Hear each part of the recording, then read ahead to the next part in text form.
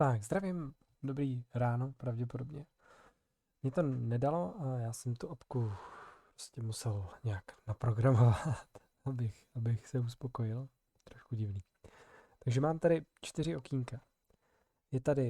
Je to malým, jo, já tady můžu dát ty nadpisy, ale na těch LCDčkách ty nadpisy asi nebudete chtít, protože budete vědět, co je sklad, co je prodejné, jo. A každopádně tady nahoře, mám Power Toys, nemám, je sklad, takže tohle je LCD sklad. Tohle je LCD prodejna. Jo. Tohle je to aplikace a tohle je nějaký backend, to znamená nějaká prostě databáze, ze který čerpáme data a nějak si s nima hrajeme. Já tady už jsem nacvakal nějaké objednávky. A všechny jsou jako zobraz false, to znamená, že se nezobrazí v aplikaci. Jo. Takže já to zkusím dostat do nějakého stavu, že tady budeme mít ty objednávky. Tahle formulář, to číslo objednávky, že se to načte a zobrazí se, to jsem jako trošku přeskočil, protože mi to přijde takový jako nepraktické. Já nevím, z čeho to budou brát. Budou mít nějaký QR kódy, budou mít nějaký, já nevím, nebo budou mít jako papír a tušku, nebo budou mít nějakou jinou aplikaci, kde se jim ukáže, co tady mají zadat. Jo, přijde mi, že to je takový jako mezikrok, který může hodně zpomalovat. Prostě rovnou, ať se to tady sype a za chvilku teda uvidíte, jak to vypadá. Takže pojďme tady upravit nějak backend. Já mám tady status a status samozřejmě může být roletkový menu, ale zatím je tady něco takového. A já tady napíšu vždycky nová. Jo? Nová a zobrazit. Jakmile to uložím, jakmile se to změní v té databázi, mám nastavený update zhruba co 5 vteřin. Jo? A ty okna se updateují jenom, když jsou prostě aktivní. Jo? Je to webová stránka. Takže mám tady status nová a jsou tady teda nějaký tlačítka.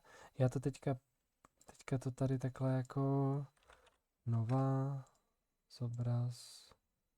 Asi by to šlo nějakým skriptem. Tady mám nová, takže zobrazím. Jo, vidíte, že tady se to už updateuje. Tak, nová. Zobrazit. Nová. Zobrazit. Nová. Zobrazit. Nová. Zobrazit. Tak, jsou tady nějaké priority. Vidíte, že tady se to prostě řadí. Řadí se to od priority 1, tady v té databázi to je zpřeházený, tady to teda má tu prioritu 1. Já jsem to naprogramoval tak, že když je to prostě ve fázi nová objednávka, znamená vytvořená nebo něco takového, tak jediný, co je tady začít. Samozřejmě tam můžeme dát nějaký třeba pozastaveno nebo stornováno nebo cokoliv dalšího si budete přát. Ale jakmile máme nějakou objednávku s prioritou 1, máme tady začít.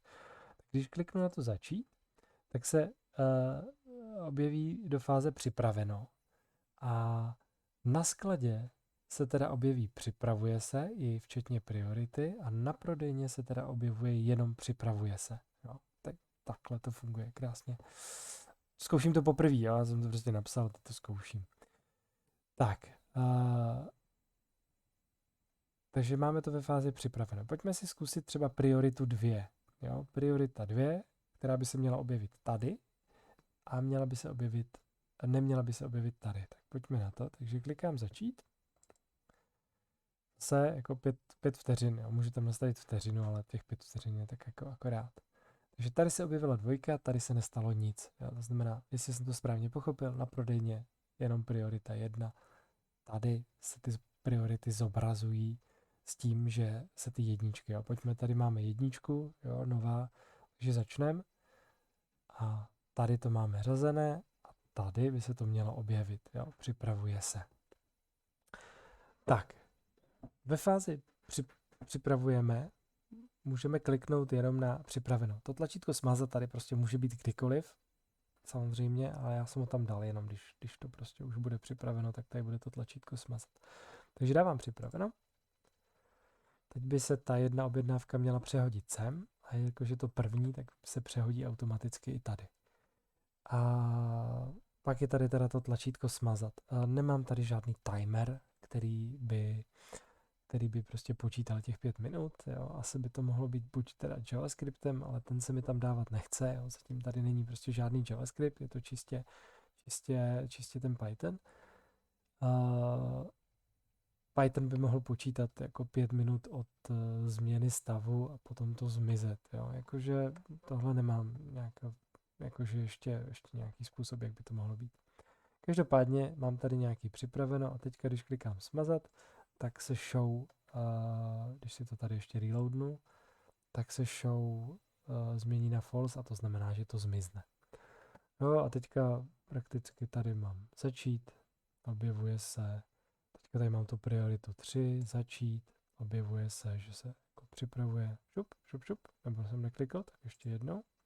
Možná jsem klikl zrovna v nějakým refreshi.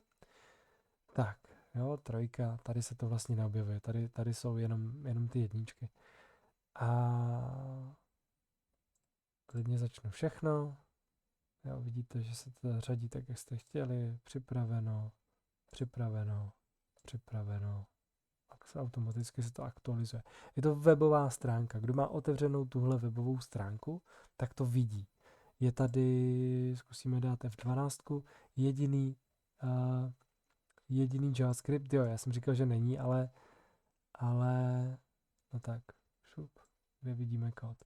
Je tady jediný JavaScript, asi 2 řádky, jo, to znamená reloadní dokument co 5 sekund, takže co 5 sekund se prostě ten dokument reloadne, proto se to tady aktualizuje, jo. Když to spustíte na mobilu, tak se to bude to takhle fungovat, když to spustíte na tabletu, bude to takhle fungovat, jo. Ta aplikace Ctrl+C, hodím si tady vedle do okna, mám ji tady, jo.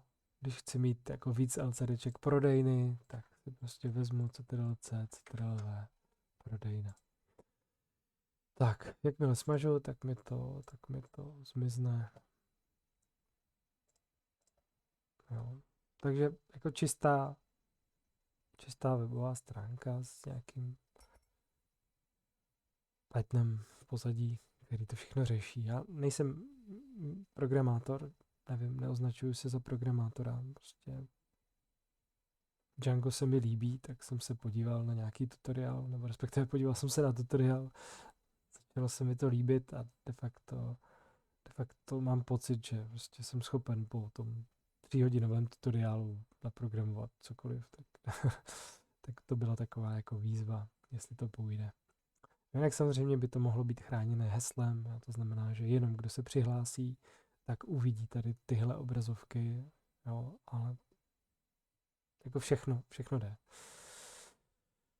Ok, tak třeba se ozvete. Zatím neschledanou.